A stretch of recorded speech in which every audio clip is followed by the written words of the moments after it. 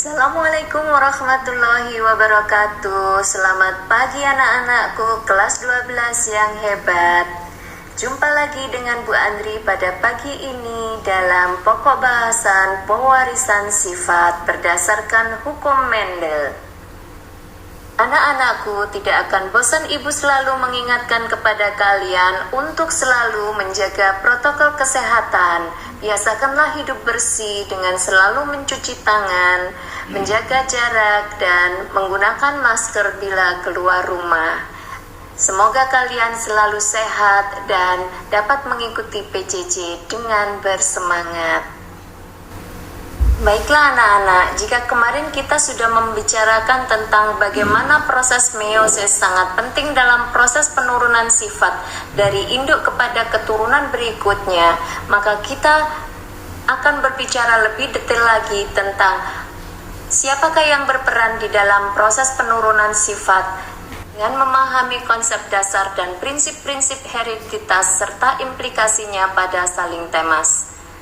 Setelah proses pembelajaran ini, diharapkan kalian dapat menerapkan prinsip hereditas dalam mekanisme pewarisan sifat. Dalam pembelajaran ini, diharapkan kalian dapat menemukan hipotesa yang dihasilkan oleh Mendel tentang pewarisan sifat, serta menerapkan hukum Mendel dalam menentukan rasio perbandingan fenotip dan genotip pada keturunan yang baru. Jika kalian ditanya, siapakah yang berperan dalam proses pewarisan sifat? Ya, betul. Jawabannya adalah gen. Apakah gen? Gen merupakan substansi kimia berupa DNA yang terletak di dalam lokus kromosom dan berfungsi untuk menentukan sifat makhluk hidup. Jadi, fungsi gen adalah mengatur perkembangan dan metabolisme individu dan menyampaikan informasi genetik kepada generasi berikutnya. Thomas Hunt Morgan adalah seorang ahli genetika dan embriologi dari Amerika Serikat, mengemukakan pendapatnya bahwa gen adalah substansi hereditas, yaitu kesatuan kimia yang memiliki sifat-sifat sebagai berikut. 1. Gen merupakan jahra tersendiri yang kompak di dalam kromosom. 2. Gen mengandung informasi genetik. 3. Gen dapat menduplikasikan diri pada peristiwa meiosis dan mitosis. Artinya, gen dapat membelah menjadi dua yang sama persis sehingga dapat menyampaikan informasi genetik kepada generasi sel yang berikutnya. 4. Setiap gen menduduki tempat tertentu di dalam kromosom. Lokasi khusus yang ditempati oleh gen di dalam kromosom disebut dengan lokus gen. Sepasang kromosom merupakan homolog sesamanya. Berarti dalam kromosom homolog juga terdapat lokus gen-gen yang bersesuaian.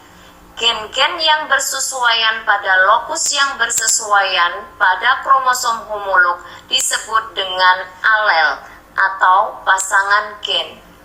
Jadi, gen adalah unit terkecil bahan sifat keturunan atau substansi hereditas. Ukuran gen berkisar 4-50 milimikron. Setiap kromosom manusia paling sedikit mengandung minimal 10.000 gen. Gen-gen terletak pada lokus yang bersesuaian pada kromosom homolog. Kromosom homolog adalah kromosom yang berpasangan dan mempunyai bentuk serta fungsi yang hampir sama. Pasangan gen yang terletak pada lokus yang bersesuaian pada kromosom homolog disebut dengan alel. Berdasarkan gambar di samping, karena M besar adalah gen dan M kecil adalah gen yang terletak pada lokus yang bersesuaian, maka gen M besar dikatakan alela dari gen M kecil. Istilah-istilah yang harus diperhatikan dalam genetika. Yang pertama, parental. Berarti induk atau orang tua. Filial berarti keturunan. Sifat dominan adalah sifat yang mengalahkan sifat alelanya. Sifat resesif adalah sifat yang dikalahkan oleh sifat alelanya. Fenotip adalah sifat yang dapat diamati dari luar berupa warna, bentuk, dan ukuran. Genotip adalah sifat yang tidak dapat diamati secara langsung, disimbolkan dengan huruf. Gen yang dominan akan diberi huruf besar atau huruf kapital, sedangkan gen yang resesif dilambangkan dengan huruf kecil. Homozigot adalah individu yang genotipnya terdiri dari alel yang sama, misalnya M besar atau M kecil. Heterozigot adalah individu yang genotipnya terdiri dari alel yang tidak sama, misalnya M besar, M kecil. Hereditas Mendel. Gregor Johann Mendel hidup pada tahun 1822 sampai dengan 1884, adalah seorang biarawan dari Austria. Beliau memberikan dasar-dasar yang menjadi landasan dalam pewarisan sifat pada makhluk hidup. Mendel merupakan orang yang pertama yang menunjukkan bahwa pewarisan sifat memiliki pola yang bisa diramalkan. Mendel melakukan percobaan dengan menyilangkan tanaman Pisum sativum atau kacang kapri dengan berbagai jenis sifat yang dimilikinya. Kemudian hasil persilangannya ditanam dan diamati. Mendel mengawin silangkan hingga diperoleh keturunan yang kedua. Percobaan dilakukan hingga 12 tahun. Inilah alasan mengapa Mendel menggunakan tanaman Pisum sativum sebagai bahan percobaannya. Yang pertama adalah memiliki pasangan sifat yang mencolok. Misalnya, kapri yang berbiji halus disilangkan dengan kapri yang berbiji keriput. Yang kedua, dapat melakukan penyerbukan sendiri atau autogami. Tumbuhan yang melakukan penyerbukan sendiri cenderung memiliki sifat yang konstan, yaitu sifat yang turun-temurun tetap. Tumbuhan yang memiliki sifat yang konstan dikenal dengan galur murni. Ketiga, mudah dilakukan penyerbukan silang. Dengan jalan mengambil serbuk sari dari satu tanaman dan diletakkan pada kepala putik tanaman yang lain. 4. Waktu yang diperlukan untuk menghasilkan keturunan cepat. Hanya dalam waktu beberapa bulan sudah dapat diketahui hasilnya. 5. Dapat menghasilkan keturunan yang banyak. Keberhasilan Mendel dalam penelitiannya sehingga dapat menghasilkan hukum Mendel 1 dan hukum Mendel 2 didukung oleh hal-hal sebagai berikut. Yang pertama adalah kemampuan Mendel menggunakan ilmu matematika dalam mengolah hasil penelitiannya secara kuantitatif. Kedua, kemampuan Mendel memilih ciri-ciri yang akan diteliti dari tanaman percobaannya, yaitu mempunyai perbedaan sifat yang kontras, seperti pada tabel. Yang ketiga, hibrid maupun keturunan hibrid tidak mengalami infertilitas. Hukum Mendel 1 dikenal dengan hukum segregasi. Segregasi terjadi selama proses meiosis berlangsung. Hukum Mendel 1 diperoleh dari persilangan monohibrid, yaitu persilangan dengan satu sifat beda. Mendel melakukan persilangan antara tanaman kacang ercis berbunga ungu dengan genotip P besar dengan tanaman ercis berbunga putih bergenotip P kecil. Hasilnya adalah semua keturunan pertama berupa tanaman berbunga ungu dengan genotip P besar P kecil. Tidak satu pun bunga yang berwarna putih. Oleh karena itu dikatakan warna ungu dominan terhadap warna putih. Selanjutnya, Mendel menanam biji tanaman dari F1 dan dibiarkannya melakukan penyerbukan secara acak, di mana F1 akan bersilangan dengan F1 untuk mendapatkan keturunan yang kedua. Dari persilangan yang kedua ini diperoleh keturunan sebanyak 750.000 tanaman berbunga ungu dan 224 tanaman berbunga putih, atau perbandingan rata-rata tanaman berbunga ungu dan berbunga putih adalah 3:1. Berdasarkan hasil perkawinan yang diperoleh dalam percobaan ini, Mendel berkesimpulan bahwa pada waktu pembentukan gamet-gamet, gen-gen akan mengalami segregasi atau memisah, sehingga setiap gamet akan hanya menerima sebuah gen saja. Marilah kita perhatikan diagram persilangan individu bergenotip P besar P kecil akan membentuk gamet yang memiliki gen P besar dan gen P kecil berikut ini.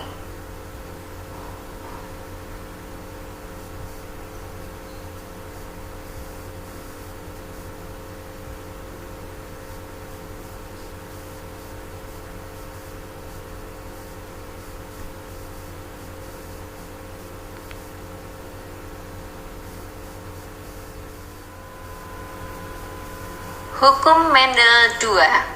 Hukum Mendel II dikenal sebagai hukum asortasi, yang artinya bahwa setiap gen dapat berpasangan secara bebas dengan gen atau sifat yang lain.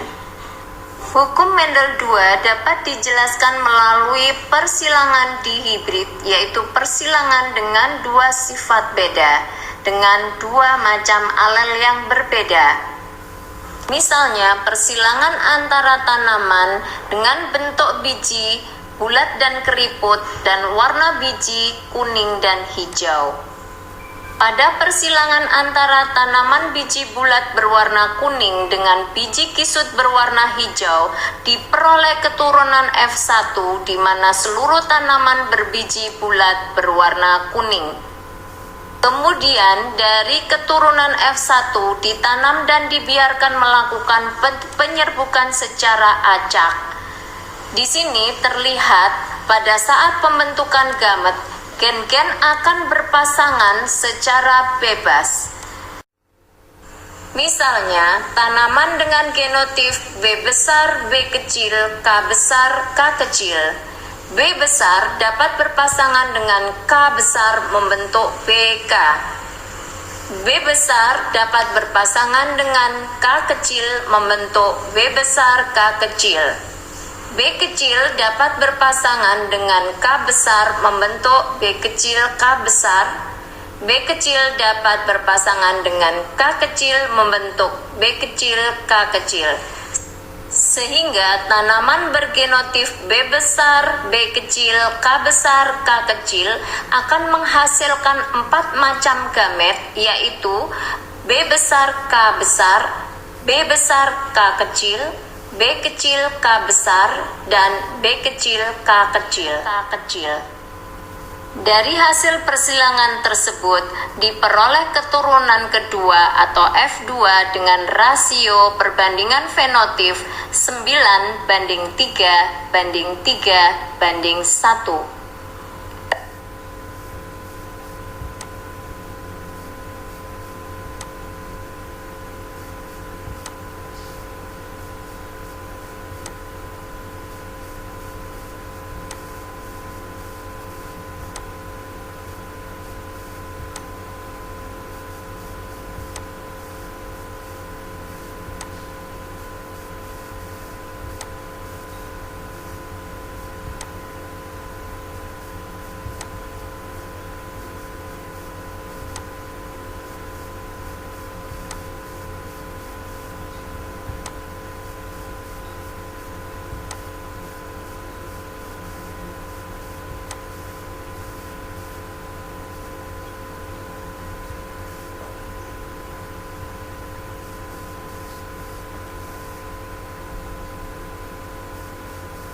Berdasarkan percobaan tersebut di atas, Mendel menyusun hukum Mendel yang kedua yang disebut dengan hukum pengelompokan gen secara bebas atau the law of independent assortment of genes.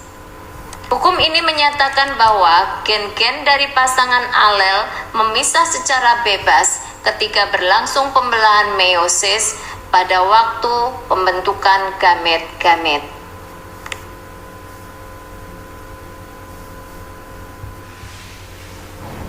Sifat intermediate.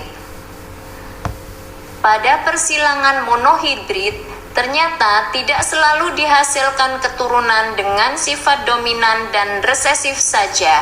Pada jenis tumbuhan dan hewan tertentu, ada gambaran hasil persilangan monohibrid yang menghasilkan sifat antara atau intermediate. Intermediate adalah gen dominan yang tidak mampu menutupi ekspresi alel resesifnya secara sempurna. Sifat ini sering disebut dengan semi-dominan atau dominasi tidak penuh. Sebagai contoh, jika disilangkan antara bunga mirabilis jalapa merah dengan bunga mirabilis jalapa putih, hasil F1 memiliki bunga berwarna merah muda. Jika sesama F1 disilangkan dan dibiarkan melakukan penyerbukan sendiri, maka akan dihasilkan keturunan F2 dengan perbandingan fenotip, yaitu 1 merah, 2 merah muda, dan 1 putih. Sifat intermediate juga dapat dijumpai pada manusia. Suatu kasus yang melibatkan alel tak sempurna bertanggung jawab atas munculnya suatu penyakit yang tidak umum yang disebut dengan familial hyperkolesterolsterolemia atau FH.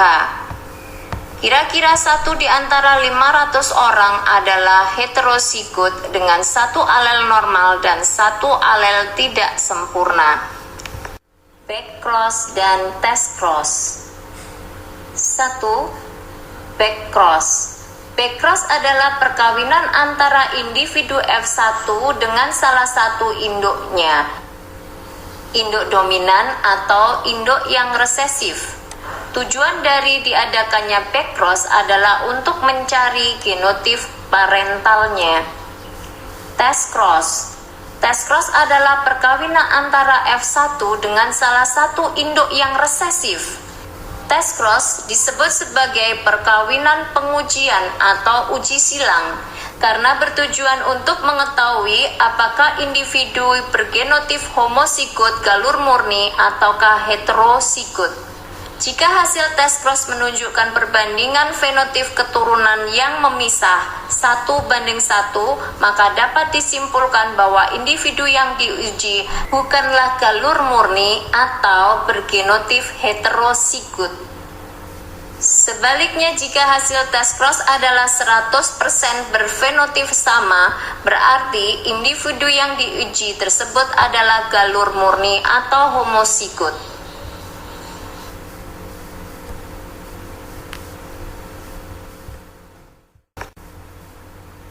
Demikianlah anak-anak, akhir pembelajaran kita pada hari ini. Ibu harap kalian dapat memahaminya dengan baik. Apabila kurang jelas, kalian bisa mengajukan pertanyaan secara langsung maupun secara tidak langsung. Ibu berharap kalian dapat memecahkan soal-soal hereditas Mendel dengan menggunakan prinsip-prinsip hukum Mendel 1 dan hukum Mendel 2. Terima kasih atas segala perhatian kalian. Selamat belajar, tetap sehat. Wassalamualaikum warahmatullahi wabarakatuh.